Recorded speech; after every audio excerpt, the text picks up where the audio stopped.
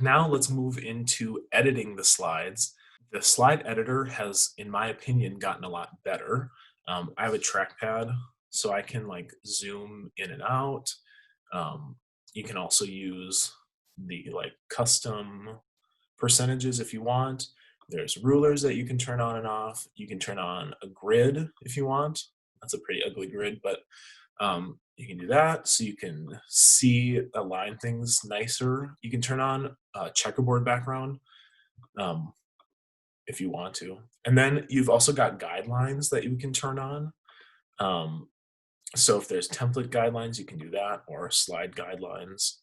Just a lot of nice little things that you can turn on to see. So um, if I have this object here, which it just default gives you a text object, you can see that it'll give you these crosshairs on where you're lining things up. It'll also give you the edges, the sides. That's pretty nice.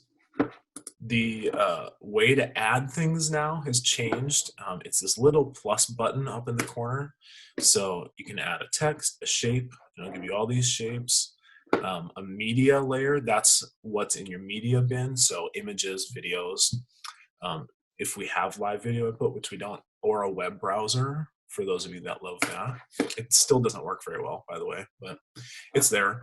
And then you've got your properties section over here, which is pretty similar.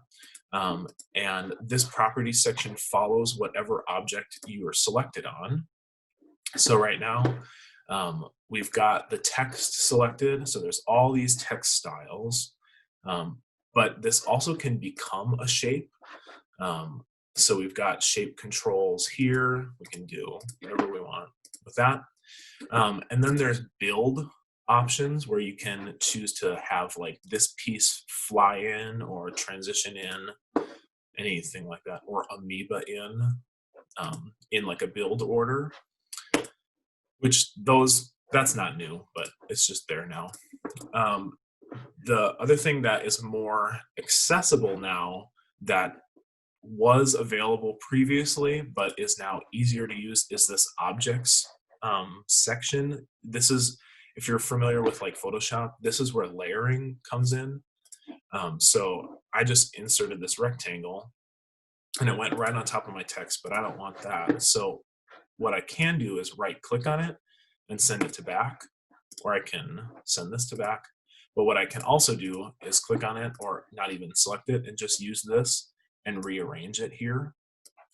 And similar to like a Photoshop type of program, if this is something that you've locked in and you want to keep that there, you can lock it and now it's not going to move no matter what you do, which is pretty nice. You can also turn on visibility or turn it off there while you're editing, but it'll leave a little outline so you know that it's there.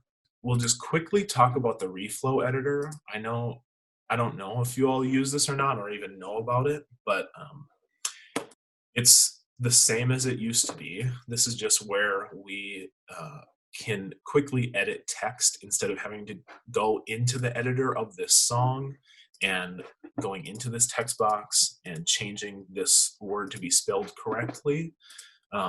Instead, we can go into the reflow editor and change it there, and boom, it's done pretty fast.